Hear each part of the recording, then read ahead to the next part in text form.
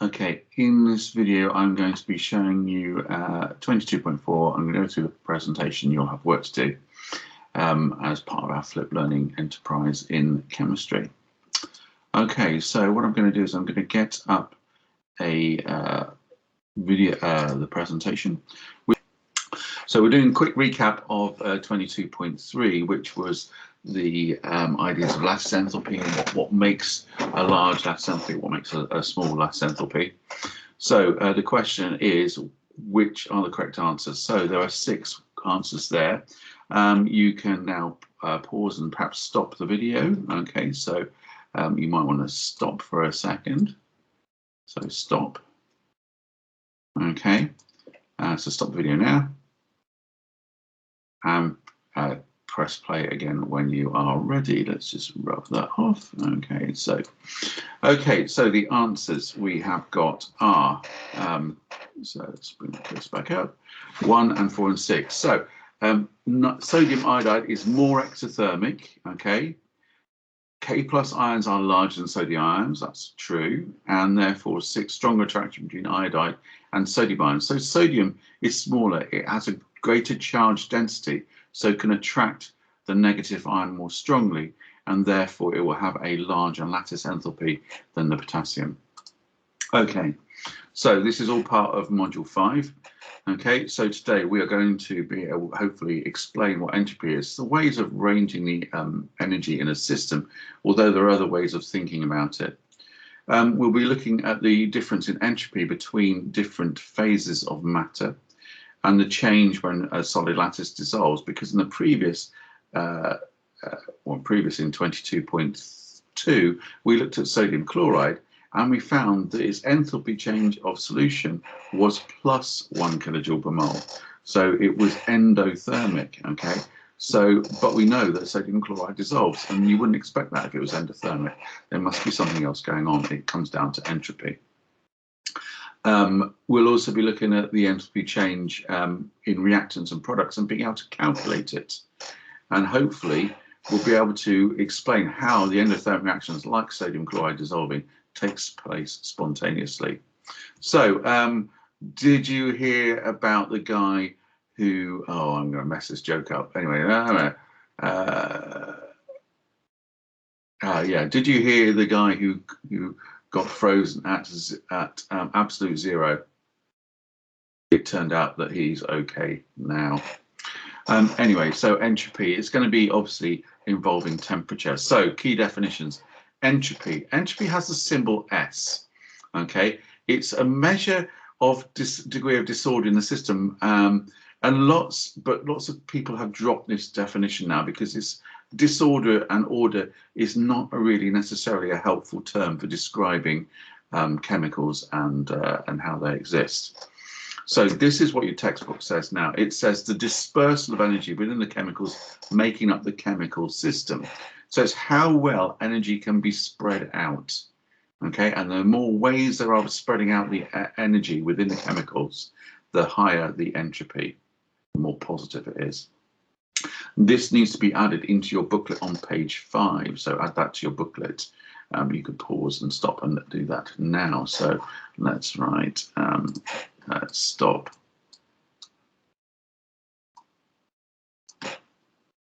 And continue.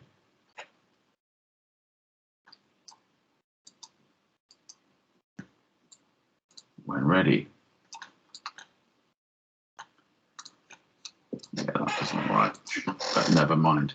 Anyway, so we can now carry on. Erase all the ink on the slide. There we go. All right, so let's carry on. Okay, so you could stop and read this if you want to, but these are some of the older people who, older scientists who tried to come up with their ideas of entropy. And it's all rich, shadowy and difficult to grasp, and some of their concepts were wrong. And in fact, Maxwell, who originally came up with the equation, the initial equation for entropy, doesn't really have a good theory of entropy in the end, which actually hindered some of the science. So when you're ready, you can carry on. Okay, so another solution, ammonium nitrate. its enthalpy of solution is also endothermic, but it's still dissolved. Okay, Notre Dame, April 19th, 2019, the spire of Notre Dame Cathedral, most famous cathedral in France, burnt down. Okay, why did that happen? The universe is expanding. Why? Okay, ice caps melting.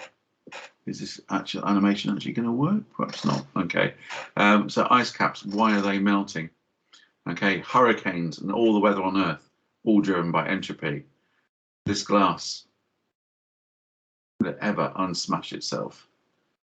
Okay, unsmash itself. Will the Titanic ever rise from the depths below the iceberg or below the North Atlantic Sea? Okay, houses being torn apart in tornadoes and explosions.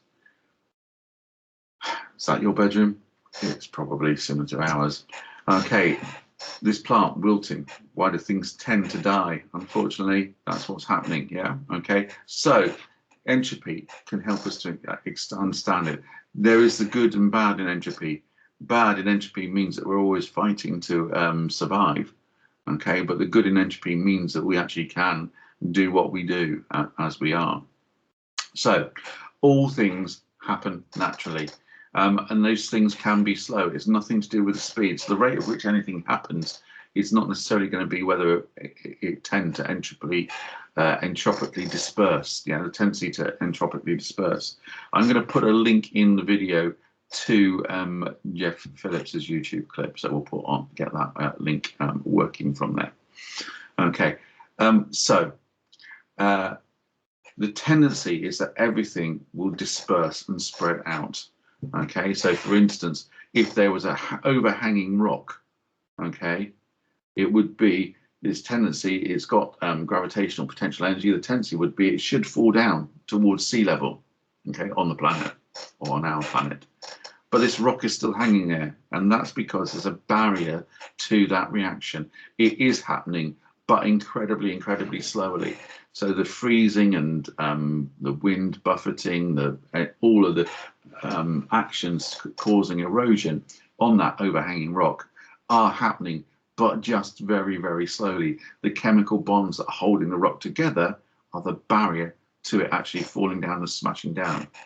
And then if those chemicals did break, it could then fall down into a valley. If this rock was overhanging a valley, that valley could still be quite high up on the planet.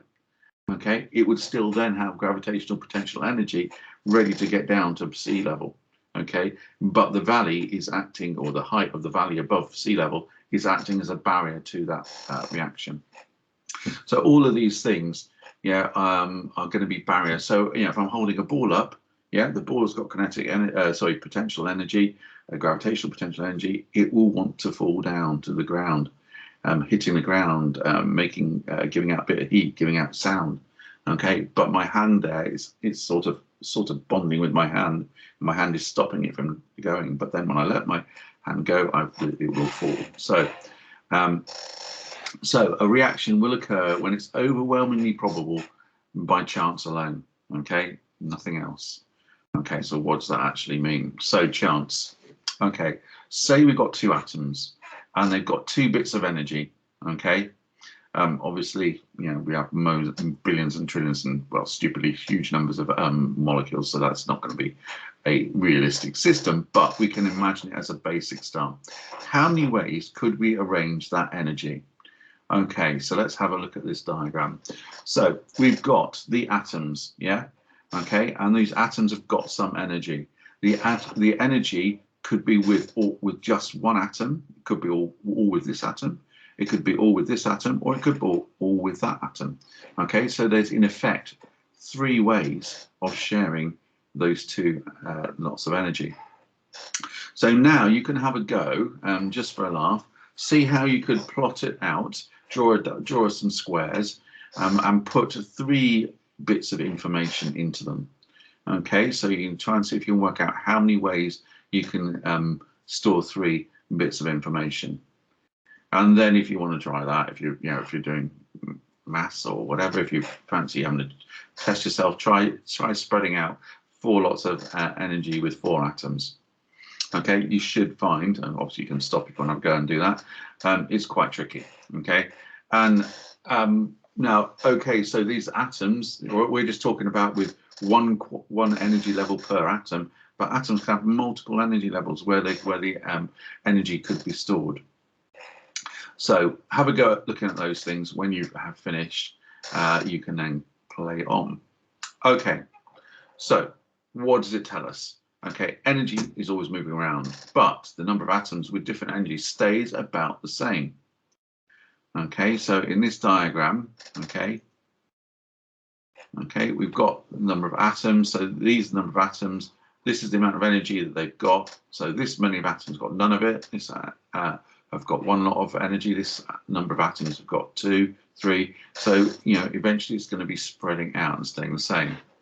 So if we increase the number of atoms and the amount of energy, okay, we could have arrangements like this. Now, this arrangement here, having all of them equally spaced out and dispersed evenly around amongst the atom, is very, very improbable. It's not impossible, but it is improbable.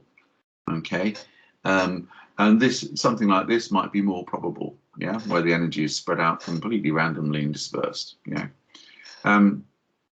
So are you like to get a dice to roll 6 every time? Okay, if you're interested, there's a famous Darren Brown experiment where he tried to get this to happen, and eventually he did get loads of 6s to come up every time. But what he doesn't tell people in the audience, what he does actually at the end, is that he did this task for hours and hours to get them coming up. So eventually you might get a point where you got 6 6s in a row or even more being rolled one after the other. But you'd have to do it loads and loads and loads and loads and loads of times. Okay, so what's it got to do with reactions? So chemicals behave in a similar way. Okay, so we want to try and go from a system with limited ways of arranging the energy to ones with high energy. So you might be starting to think about the idea of phases and where the energy could be arranged in the most number of ways. And if we can go to a system where there's more ways of arranging energy, that is likely to be more spontaneous. And can we therefore predict which systems might have ways of doing that? It isn't super easy, but we can make some predictions. Right, first of all, solids, liquids, and gases. Okay, here is a solid. Okay, here is a liquid. Here is a gas. Okay, now if we think about the way the particles are moving in the solid, okay, they're only vibrating about their own spot, their own center, and they're not losing their actual positions relative to each other, but they are vibrating around.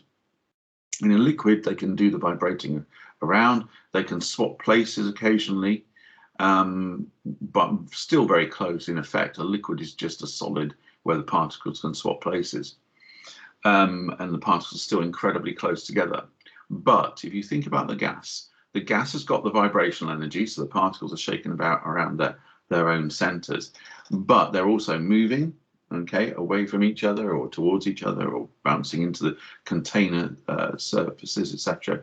So they've got vibration energy, so they're translating, which is moving around. They're rotating, they can rotate around a lot. So there's a huge number of ways that the energy can be arranged in a gas. So there we've got one thing. Energy, the entropy is much greater in a gas. Okay, so the entropy is much greater in a gas because there's more ways of spreading that energy about. That's likely to happen. Things will turn into a gas. So order and disorder, I don't want to talk about this too much because we sort of tend to move away from talking about order. I mean, you could say that a solid has got a lot of order, there's few arrangements in it, and a gas is disordered. But we would sort of still equate the idea of having low entropy in a solid and higher entropy in a liquid, and then further higher still in a gas. So if we put it together, okay, a chemical system has a limited number of ways of arranging its energy. It's going to be random changes that are going to happen by chance, how they can end up. So, we might end up with this one, okay, or we might end up with that arrangement, or we might end up with this arrangement, but it's completely random how that happens. Better, rather than say order tends to disorder, just to say that energy tends to want to spread out. Okay, so we can count the number of ways, and now we can start to do some maths on it. Okay, now this is Boltzmann's equation. Okay, and he came up with this equation that entropy equals K log W, where S is the entropy, K is the Boltzmann constant, yeah, his own equation, might as well have his own constant, and W is the natural log, so log to the base E, of the number of possible arrangements of the energy. Okay, so this is what it is. It's this thing here. You're not going to need to know that too much longer, but just have that in the back of your head. It's related to Boltzmann. But the units of entropy you will need to know are joules per mole per Kelvin.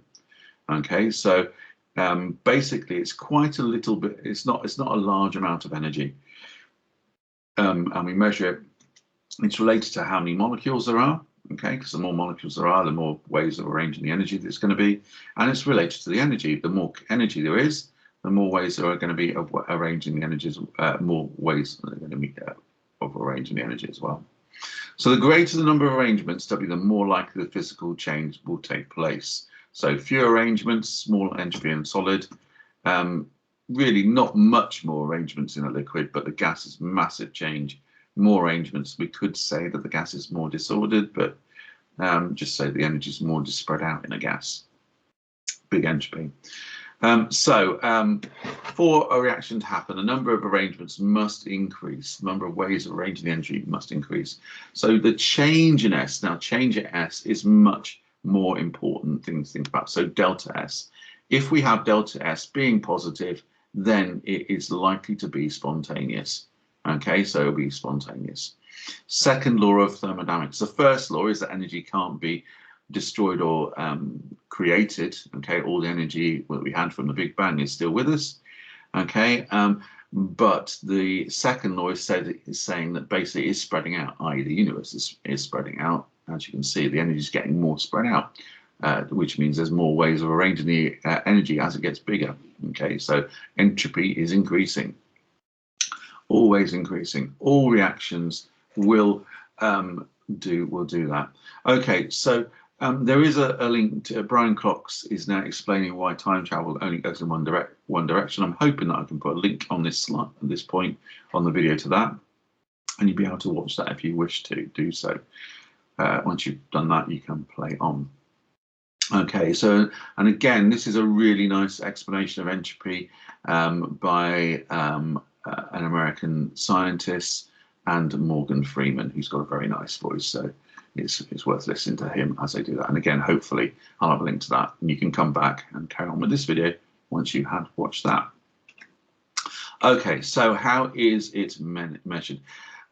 It's the amount of extra energy of motion that's added per mole of substance for each degree the temperature rises. So the energy is going to increase as you increase the temperature, yeah. And the energy is the energy J is also in joules. It's also going to increase if you increase the number of molecules. Okay, so hence it's joules per Kelvin per mole. Okay, there we are. Now, it's not a lot of extra energy, okay, per increase in joules, per increase in joules. So it's in joules. Now that is interesting because when we have delta H, which we will need to link up with entropy later, so we'll link enthalpy with entropy later. Enthalpy is in kilojoules, but entropy is in joules. Okay. So here are some entropy values. Okay, so if we go from ice to water, that is an increase in entropy. And at our normal state of affairs on the Earth, on the planet Earth, ice will tend to melt and become water. Okay, and also if water becomes steam, if there's enough energy, it will turn into steam, and that makes sense because the entropy of steam is higher than the entropy of water.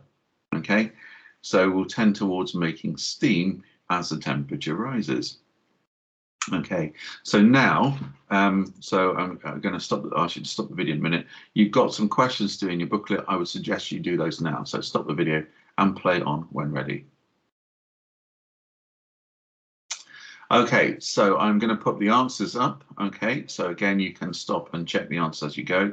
So here are the answers. Okay, and here is the diagram. So again, stop the video and play on when ready. And just think about those answers and check that you understand those. Right, so calculating enthalpy changes. Okay, so how could we do the enthalpy change for this reaction? Again, you may want to pause the video and think about it yourself, okay, but I'm going to carry on and discuss it now. Okay, we can have S values for each of these chemicals. So each of these chemicals have got their own separate entropy. So the S, the entropy of C2H4 or ethene, is 219.5. Okay, for oxygen it's 204.9.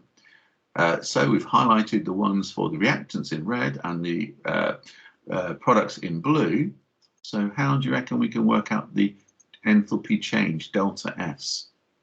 Fairly straightforward. It's going to be the entropy of the products minus the entropy of the reactants. Yeah, so that's the change in entropy. Yeah, and in this case, we put the numbers in. We see that entropy is minus 266.6 joules. Okay, now we can have a look at this have I got a laser pointer? I don't think I have. Anyway, so here is let's look at this carefully. We've got ethene gas and oxygen gas. Both the reactants are products, gases. And both the products, well, the products aren't both gases. One's a gas and one's a liquid.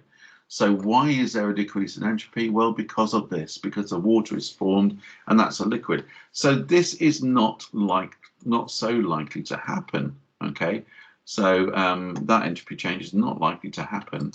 Okay, because we're getting a gas that turns into a liquid. So that is not likely to happen. Now have a go at question 27. Question 2, page 27 in your booklet. Again, stop the video and play on when ready. Okay, so put the answers up for these ones. So H2O, gas to a liquid, that's going to be a negative, a minus change. Okay, the entropy has got less. We've gone from gas to liquid. Okay, and the next one we've got hydrogen gas, chlorine gas becoming 2HCl gas. Positive. Okay, that one's plus 20 joules per mole per Kelvin. Okay, that's the difference. Hard to predict because you've got 2 moles of gas on both sides. Okay, so there's no difference in the phases of the 2 molecules. Right, in the next one we have got a molecule of propane with 5 oxygens making carbon dioxide and water. Okay, again, negative. The entropy of this is negative. Okay, because we formed water. Okay, so if you want to check your answers, you can stop and play the video when ready. Okay, so what is it really? Okay, so based on what those guys said at the start, it sort of put people in the wrong area, really. We need to be thinking more about dispersal, spreading out of energy. And so a conventional response, I'll read this out to you, a conventional response of professors in the 20th century who were asked by students, what's entropy really? Was do enough problems and you will find out. The truth was that students indeed could become totally competent in dealing with the many relationships between S, entropy, G, which we'll come on to in the next session, which is Gibbs free energy, delta H, okay, or enthalpy, H, enthalpy, A, which is activity, which is something that is more discussed about in degree level. But those links between those thermodynamic things, they could, most, students, 20th century students, and me included, because that's when I did my stuff, I didn't really necessarily have a sense of what entropy meant until I started to teach it more. Okay, so beginners or experts in thermodynamics in the century no longer need to be uncertain of the relationship of entropy to a measure of the spontaneous. It's about the spontaneous spread or dispersal of energy when it becomes less constrained. Energy of all types tends to disperse. So it's going to tend to disperse. It doesn't mean it disperses, i.e. that hanging rock is not dispersing until the chemical bonds are broken in that join it to the rest of the rock. So energy of all type tends to disperse. It spreads out in space or in phase space to the limits of its constraints. So that rock was constrained because it was still had the bonds of the rest of the geology holding it up. That is the secret of the second law, and why the entropy of the world tends towards a maximum. In other words, things will rot and die. Okay, but you know, our bodies are very good at using biochemistry to use the expulsion of stuff. So we actually release heat energy when we breathe out. We release gases when we breathe out. We excrete. Okay, that is spreading stuff out. So that we use that to enable us to fight against entropy and to keep ourselves going and make all the stuff that we need. Okay, so now there is the task menu of stuff for you to do. Okay, so you should have a look at these videos, and hopefully once I have uploaded this video, I'll be able to connect it to the other ones that are linked in here, including the McChem guy video. Okay, thanks for watching.